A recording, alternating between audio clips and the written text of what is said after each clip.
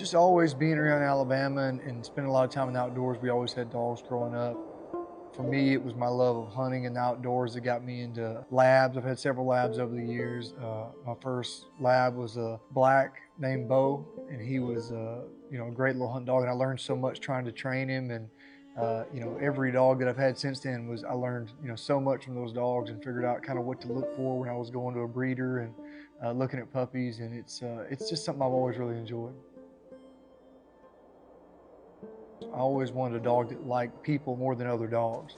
It was that like constant wanting approval from the dog that was what really drove him to really want to learn what I was trying to teach him, it seemed like. And it's really cool when you kind of figure out the mannerisms from the dog. You know what to look for, so to speak, after a while.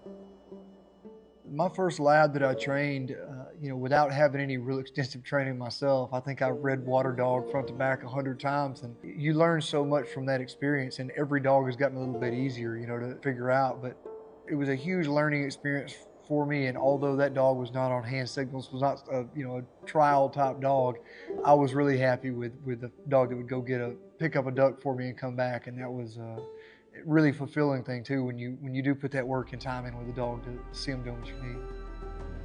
Well, obviously, there's a lot of directions you can go with dog food, and for me, it was just the love for the outdoors and the hunting side of things that I was really interested in.